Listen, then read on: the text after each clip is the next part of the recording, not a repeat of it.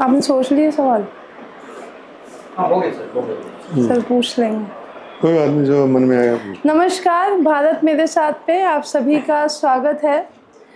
मेरे साथ है नरेश शांडिल्य जी और हम कर रहे हैं इस बारी वर्स रिवर्स। जैसा कि आपको पता है कि हम लोग वर्स रिवर्स में जितने भी गेस्ट आते हैं उनसे हम एक रिक्वेस्ट करते हैं कि वो अगर मुझसे कुछ पूछना चाहते हैं या मुझसे कोई एक्टिविटी करवाना चाहते हैं तो मैं उसके लिए हमेशा रेडी रखती हूँ। ये एक तरह से मुझे कटघरे में होना होता है, क्योंकि मैं इतने सवाल पूछती हूँ तो मुझे लगता है कि मैं भी कुछ सवालों के जवाब दे सकती हूँ। तो आज सर को ना एक नए सर वैसे तो वो कविताओं में ही आपको दिखते हैं, लेकिन हम आज उनको एंकर की उपाधि दे रहे हैं कि आप हमारे शो को जो है एंकर करिए। और 2 प्रश्न सर जो आप अपने पसंदीदा पूछना चाहें मेरे से। मैं पूछना चाहता हूँ कि जैसे जो कश्मीरी पंडित हैं वो बहुत एक, मैंने जितना एज ए लेमैन मतलब जाना इसमें कि वो बहुत ही एक ऐसी प्रजाति है कि रेयर है। वो विद्वता में उन्होंने जितना काम किया है भारतीय साहित्य पर या शोध पर और भारतीय वाङ्मय पर, उतना काम दूसरे तरफ जरा कम मिलता है। और हमारे जो पुराने बहुत कवि हुए हैं, बड़े फेमस, बड़े प्रसिद्ध कवि, तो वो कश्मीर से उनका ओरिजिन रहा है। जैसे कालिदास का, जैसा मैंने सुना, उज्जैन का उनको कहते हैं, लेकिन उनका ओरिजिनल उनका था। और कश्मीर में बहुत बड़े बड़े हस्तियाँ हुई हैं। तो आप भी वहीं से आती हैं। तो वहाँ जब ये पलायन हुआ वहाँ से, आज से कोई लगभग 3 दशक पहले, तो उस समय जो कश्मीर की वहाँ पर स्थिति थी और अब जो यहाँ वो विस्थापन के बाद देखते हैं अपने आप को, तो आपको वो दर्द, वो पीड़ा सब रहती होगी। बिल्कुल। तो उस पे आप संक्षिप्त में क्या कहना हाँ, मैं तो ये कहूँगी सर कि मेरा तो जन्म ही 1990 में हुआ है, तो पीड़ा देर बाद आई, क्योंकि 1990 की जो त्रासदी थी वो हमने आँखों से तो देखी नहीं। मेरा जन्म जम्मू में हुआ है, कश्मीर में नहीं हुआ। तो पता चलता है जब 12वीं क्लास में पास करती हूँ और ये निर्णय लेती हूँ कि मैं साहित्य में जाऊँगी। तो साहित्य में जाती हूँ तो मेरे को ये पता चलता है, मेरे जो दादाजी हैं प्रोफेसर चमन लाल सप्रू जी, प्रोफेसर द्वारकानाथ सप्रू जी के ब्रदर, हमारा पूरा परिवार जो है वो साहित्य, एजुकेशन, ताराचंद सप्रू सुनेंगे तो पहले अंग्रेज़ी के प्रोफेसर रहे हैं कश्मीर के। चमन लाल सप्रू जी ने आकाशवाणी में हिंदी को जो है वो मान्यता दी कश्मीर में। तो साहित्य और जो शिक्षा का क्षेत्र था वो पूरा जो है पीढ़ी दर पीढ़ी हमारे घर में था ही था। अब मेरे को पिताजी के द्वारा पता चला कि चमन लाल सप्रू जी जो है वो नोएडा में है। समस्या यही है पलायन की, कि अगर हम कश्मीर में होते हैं तो हमें इतना ढूंढने की ज़रूरत नहीं थी, लेकिन हमारे द्वारकानाथ सप्रू जी की डेथ हो गई बहुत जल्दी दादाजी की। वो 3 साल के हम लोग थे तभी उनका देहांत हो गया। प्रोफेसर चमन लाल सप्रू मुझे जो है किस्मत से मिल गए और मेरे पिताजी ने मुझे फ़ोर्स किया कि आप हिंदी साहित्य पढ़ो, हिंदी में आप बहुत आगे जाओगे, क्योंकि हिंदी हमारे घर में थी और उन्होंने देखा हुआ था कि हिंदी में स्कोप बहुत है। उस समय पे मेरी उनसे जब भेंट हुई, उसके बाद जो है मुझे पलायन के बारे में काफ़ी कुछ पता चला। और पलायन कश्मीर का जो था वो काफ़ी वर्षों पुराना है। पलायन 1990 का नहीं है, 26 में भी है, 47 में भी है, उससे कई वर्ष पहले भी है, जब वहाँ पे जैसे जैसे रूल चेंज होते गए वैसे वैसे जो है कश्मीरी जितने भी ब्राह्मण थे उनके साथ कुछ ना कुछ त्रासदी होती रही। तो 90 का समय तो बहुत ज़्यादा मेजर वो था। पलायन में सबसे बड़ा नुकसान हमारा साहित्य और हमारी हम पेंटर्स जो थे बहुत बड़े, जो वो चित्र बनाते थे, वो कम दामों में जो है कबाड़ी के दाम में उन सब चीज़ों को बेच दिया गया। तो स्ट्रैटेजी यही थी कि कश्मीर में से जितना ज्ञान आता था, अर्थशास्त्र में भी कश्मीर है, फिर आप नाट्य शास्त्र पढ़े तो उसमें अभिनव गुप्त, फिर कश्मीर आता है, फिर वहाँ के पे और कई सारे ऐसे ग्रंथ निकलते हैं जो शिव शक्ति के प्रतीक है। तो कश्मीर का शैविज़्म है, फिर कश्मीर की शक्ति उपासना है जो तंत्रा विज्ञान में आप पढ़ते हैं, तो सब कश्मीर से ही आता है। तो कश्मीर को इस त्रासदी से इसलिए गुज़रना पड़ा, वो सब डॉक्यूमेंटेशन जो किया गया था हमारे पूर्वजों द्वारा, पितरों द्वारा, वो सब जो है उस पलायन में ख़त्म हो गया। सबसे बड़ा डैमेज जो हुआ वो यही हुआ। और मेरी पीढ़ी आते आते 18 साल तक भी ये जान नहीं पाई कि हमारे साथ पलायन हुआ है, ये और बड़ा नुकसान है। अगर 18 साल से पहले मुझे पता होता कि पलायन हुआ है, आपने मेरे से बात की साक्षात्कार में, तो आपको पता होगा कि साहित्य कहीं कहीं मैं टच कर जाती हूँ। कश्मीरी ब्राह्मण इन सब्जेक्ट्स पे बोल लेते हैं और उनको ज्ञान है, और हम लोग बड़ी लिटरेट कम्युनिटी में से आते हैं कि हमारे में आप देखेंगे तो बैचलर से एक ग्रेजुएट तो होना ही होना कंपलसरी, चाहे वो बेटियां हो या बेटे हो। तो पढ़ाना हमारे में सबसे बड़ा जो था वो एक एस्पेक्ट था। फिर शास्त्र ज्ञान भी हमारे पास था, शस्त्र ज्ञान भी था, सब कुछ था हमारे पास। लेकिन वो जो डिस्ट्रॉय की गई वो चीज़ें, वो इसलिए की गई कि एक जगह से वो सब रूट्स निकाल दिए जाए। ललदद है, उस पर क्लेम किया गया कि ये तो दूसरी कम्युनिटी की हैं। फिर आप अर्निमल जैसी कवित्री को पढ़ते हैं तो फिर वापस से वही चीज़ है कि हमारे पास कोई डॉक्यूमेंट नहीं है, जो मैं बहुत समय से चाह रही हूँ कि मैं कुछ बनाऊँ उस पर।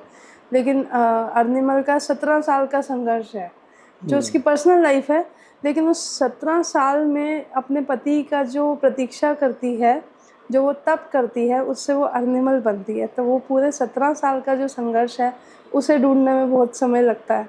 तो जो रिसर्च हम लोग करना चाहते हैं कश्मीर में, वहाँ कहीं ना कहीं ये बहुत बड़ा नुकसान है।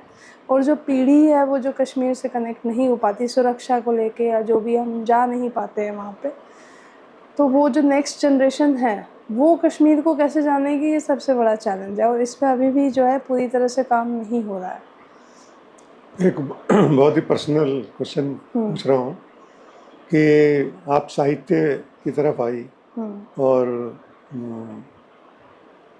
आप किसी दूसरे फील्ड में भी जा सकती थी। मुझे लगता है कि जैसे आप अगर मॉडलिंग की तरफ जाती तो आप बहुत इसके लिए माकूल थी। बिल्कुल। नहीं सर, मॉडलिंग क्या है ना, वो एक मतलब मेरी पसंदीदा का क्योंकि फील्ड मतलब तो मुझे है लगता है कि भाई जैसे आप कश्मीरी जनरली सुंदर होती हैं लड़कियाँ, तो आजकल जैसे ये ग्लैमर का ज़माना है, तो उसमें वहाँ पर भी आप सफल हो सकती थी। वो तो मैंने आपको कहा ना, वो पीढ़ियों से ही आ रहा है। क्योंकि हमारी जनरेशन में सिर्फ एजुकेशन, शिक्षा, संस्कार, फिर आपका जो हमारी पूजा की पद्धतियाँ हैं। मैं अगर आपको बताऊँ, मैं इस उम्र में, मेरी उम्र 34 साल है, 90 बॉर्न हूँ मैं इस उम्र में कश्मीरी पद्धति की जितनी भी पूजा पाठ हैं, जितने भी कर्मकांड हैं, सबको जानती हूँ। तो मेरे से तो वो पंडित भी इसलिए घबराते हैं कि ये बैठी हुई है तो हमें सही से पूजा करनी है, वरना हमें डांट देगी। और मैं पूछती बहुत ज़्यादा हूँ, मेरी क्यूरियोसिटी बहुत होती है। अगर मेरे सामने कोई ऐसा व्यक्ति आए जो जानता है उस चीज़ को, तो मैं ज़रूर पूछूंगी कि आपने ऐसे क्यों किया, आपने ऐसे क्यों। यही चीज़ मैं अपने पिताजी के साथ भी बैठ के करते थे। हमारे में जैसे महाशिवरात्रि का पर्व, जो ये वाली गई है अभी फरवरी में, मार्च में जो आती है, ये जो महाशिवरात्रि होती है, ये हमारे में सबसे बड़ा फेस्टिवल होता है।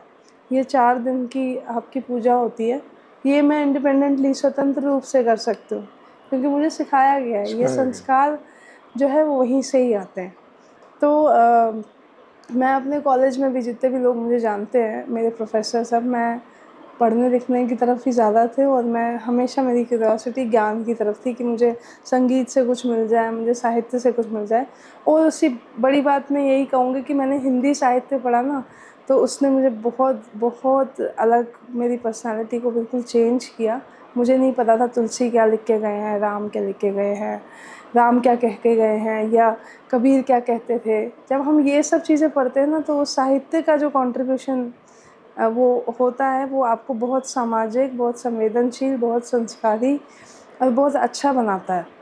तो जाने में तो किसी ने कोई रोका नहीं, लेकिन मेरा चुनाव ऑटोमेटिकली वैसा होता चला गया क्योंकि मुझे लगा तो मैंने पूछ लिया। एजुकेशन में ही थी। और एक बात और अंत में कि आपने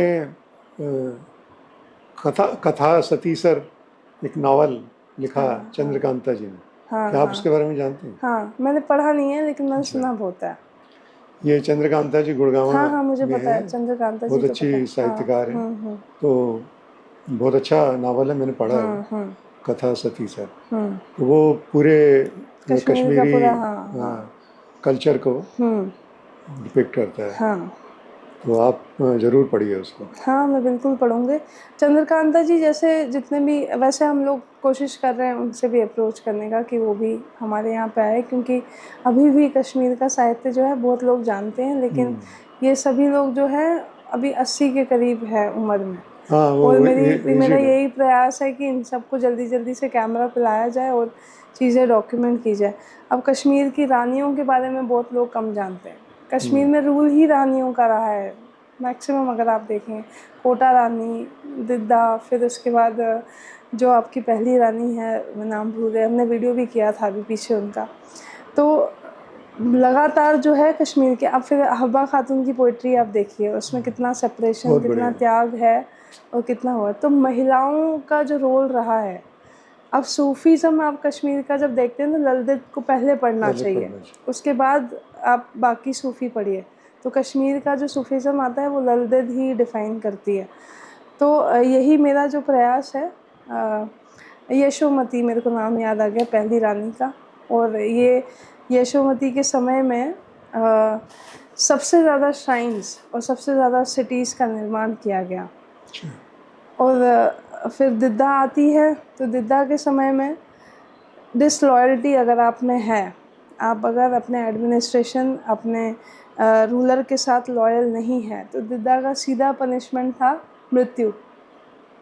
तो इतनी मतलब जो वीरांगनाएं थी वो कश्मीर से, हम अहिल्याबाई होलकर और इन पे काम कर रहे हैं, लेकिन हमें एक बारी ऊपर जाना चाहिए ये देखने के लिए कि ये सब रूलर्स रही हैं और सब ने एक संघर्ष में मतलब काम किया है, जिनके खिलाफ उनके ही अपने लोग हो गए, उनके ही महल में जितने भी, हम जयचंद कहते रहते हैं ना, आजकल तो बहुत कह रहे हैं हम, तो वो जयचंद उस समय पे भी थे जिनकी वजह से वो फेल हो गई। फिर लास्ट आखिरी रानी जब कोटा रानी आती है, तो कोटा रानी का एडमिनिस्ट्रेशन इतना स्ट्रांग होता है कि वो अपने रूल को बहुत देर तक संभाल के रखती हैं, गिरने नहीं देती हैं।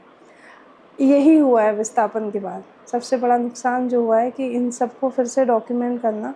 अब ये क्या है कि वहाँ की दूसरी कम्युनिटी इसको डॉक्यूमेंट अपने हिसाब से कर रही है, पर वो सच है नहीं। तो इन तथ्यों को निकालना और उस पर काम करना बहुत ज़्यादा आवश्यक है। बट इनको मैक्सिमम चीज़ों को जला दिया गया, जैसे हमारे प्रोफेसर चमन लाल सप्रू का पूरा घर ही जला दिया गया था। तो उनके पास तो बहुत सारी चीज़ें थी जो वो कर सकते थे आगे, बट नहीं। चमन लाल सप्रू जी के साथ मैं एक बार लद्दाख में 5-6 दिन रहा था। एक बहुत गजब पर्सनालिटी थी। जब वो लेखकों का एक प्रतिनिधि मंडल गया था लद्दाख में, तब मैं गया था उनके साथ। हाँ, तो आप तो जानते हो, वो तो हिंदी साहित्य के तो बड़े बहुत पुराने व्यक्ति थे। पुरस्कार भी, सम्मान भी बहुत मिले, पद्मश्री मिला है उनको, पद्मश्री भी मिला। तो इसी के साथ हम करें सर, और कोई सवाल? चलिए, हम जैसा भी आपने कहा कि भाई जो रानियां हुई हैं उस पर एक शोध होना चाहिए और उनको सामने, उनके किरदार को सामने लाना चाहिए। तो हम उम्मीद करते हैं कि वो आपके माध्यम से हो तो बिल्कुल बिल्कुल बिल्कुल, और आपकी भी मदद उसमें लूँगी। जी जरूर। ठीक है, तो इसी के साथ हम इस वीडियो का अंत करते हैं। धन्यवाद। धन्यवाद। चलें।